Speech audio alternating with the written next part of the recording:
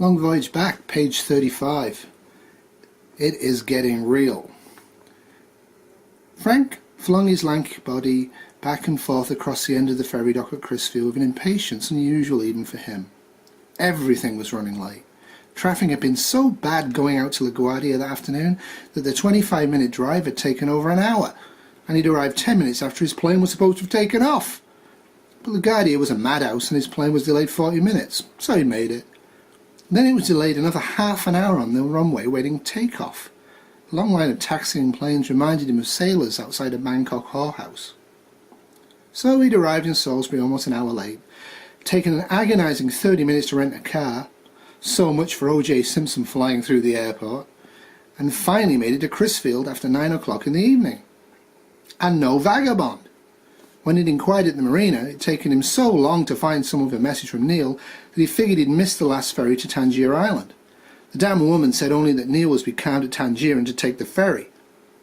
But there was now a light breeze blowing. Would Neil try to sail on to Crisfield? Then it turned out he hadn't missed the last ferry because the last ferry hadn't even gotten back in from Tangier. So he was pacing back and forth across the dock, a half-dozen locals sitting on the benches staring at him as if he were a performing acrobat. He didn't care. He had the new propeller shaft, he had his fishing gear and swimsuits and scuba equipment, and he was eager to be out on the bay. The smell of salt water and dead fish had even eased his annoyance at first, since he felt such a sudden stab of joy after nothing but the smells of Manhattan for 3 months. Finally, the lights of the tiny ferry appeared in the distance. Frank placed himself at the edge of the dock, leaning out toward it, as if he were a magnet capable of drawing the stupid thing in faster. The local fishermen and their families simply sat there smoking and joking and generally behaving with that air of calm self-sufficiency that drove Frank crazy, until he'd been aboard Vagabond for a few days and began to recreate it for himself. The ferry was a big launch with a long deckhouse roof and 6 or 7 benches that would probably seat 40 people during the height of the tourist season. There were only 4 people coming off the island. Some of the locals came up as the boat approached the dock and took the 2 mooring lines. A skinny little man was at the wheel and a young kid put on the fenders. When the launch was secured, the little man came out of the wheelhouse puffing on a pipe. After Frank had walked back to where he had left his duffel bags and then got himself and his stuff onto the ferry, the captain helped a woman he apparently knew to climb aboard. "You folks hear about the war?" he asked her and the 2 men with her. "What war is that, Captain?" one of the men asked in return. "I don't know as whether they've named it yet," he answered, a quizzical frown on his round face. "But it's another one of our wars." "What do you mean?" the woman asked nervously, sitting down next to Frank on a middle bench. "My radio says there's going to be a war with the Russians." "Oh, that," said Frank, feeling the tension that the captain's vague statements had created beginning to lessen. "Oh, that," said Frank, feeling the tension with the captain's vague statements had created beginning to lessen. "When did you hear this?" another man asked. "Why, minutes ago, I guess," the captain said. "Made it seem pretty important. National emergency or something. Like an air raid warning." "Air raid warning for where?" said Frank irritably. "Well, I guess for just about the whole country," the little man replied. "What are you going to do about it, Cap?" the first man asked. "Not much I can do till I finish this last ferry trip," he said, motioning to the kid to free the mooring lines.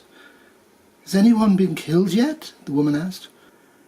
"Not that they mention," the captain replied as he went through to the wheelhouse. He turned back to them when he got halfway to the wheel. "They just keep saying emergency," he concluded. The 45-foot ferry swung out to the dock area and began its hour-and-a-half-long trip through the darkness of Tangier. Frank leaned back on the bench, hugging his right knee for balance, and sensed the anxiety rising within him. It was one thing to have a war scare, but another to declare some sort of national emergency that made people start telling their neighbours there was a war. He stared off unseeingly off to his right and began to consider the effect of an escalation of the panic might have on his business fortunes when a glow caught his attention. He concentrated his attention to his right. There was a strange, steadily increasing glow across the bay, like the lights of a huge city being slowly turned on. It didn't seem like a fire. The light was too diffuse, too much just a glow, unless it was a long way off. "What's that?" the woman next to him asked the man beside her. Along with the 7 or 8 other passengers, Frank watched fascinated as the light, like the spreading hood of a cobra, slowly loomed up to fill the sky. Feeling a stab of horror, he stood up. "Looks like a fire," someone said. Frank pushed past the knees of the two people next to him and strode forward to the wheelhouse. "What's our heading?" he asked the little captain in the dimly lit wheelhouse. "Heading?" the little man asked, squinting up at him. Frank could read the compass bearing for himself by the soft reddish light over the binnacle. Their course was south-west. The glow then was to the north-west, perhaps a little north of north-west. He tried to visualize the map of Cheapsake that he'd been studying the day before, then looked back at the spreading and intensifying glow. Washington. There were no cities along the Cheapsake northwest of Crisfield. The first city northwest of Crisfield was way inland, was Washington, 100 miles away. 100 miles away. Holy sweet Jesus! The light glowed more brightly. Frank staggered out of the wheelhouse. Captain Olly was dazing in his faded and worn overstuffed chair, the television set gleaming in front of him, the sound turned down low, though still audible. Hours before, his son had gone out to a Smith Island bar, but Olly had decided to stay home. Bushed as usual. The face of a newscaster was on the screen, murmuring in intense, anxious tones, but Olly didn't hear. Then with a gentle popping sound, the screen went dark and the lights Olly had left on behind the set in the kitchen went out also. Olly stirred and, awakened by the change, opened his eyes. "Chris?" he said into the darkness. He began feeling with his hands for the thin blanket Chris sometimes put over him when he'd fallen asleep in his chair and Chris didn't want to wake him up. But his lap was bare. It didn't feel like he'd been sleeping that long, but if Chris was home and had turned out all the lights, it must be damn late. He shuffled slowly to the bathroom, and without bothering to turn on the light, pissed into the sink. No problem with aiming at such close range. Then he shuffled off to his small bedroom at the rear of the house. He hesitated for a moment at his bedroom door, a vague feeling of uneasiness nagging at him. In years at sea and in the bay he had learned to be responsive to such intuitive hints of trouble.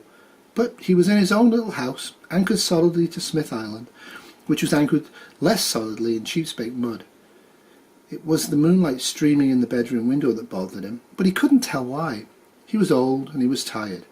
He fell onto his bed fully clothed and closed his eyes. Something was wrong, but damned if he could think of anything that wouldn't wait till morning. Soon he was asleep in the empty house, the half moon not yet risen in the east, but the light streaming in his window from the northwest.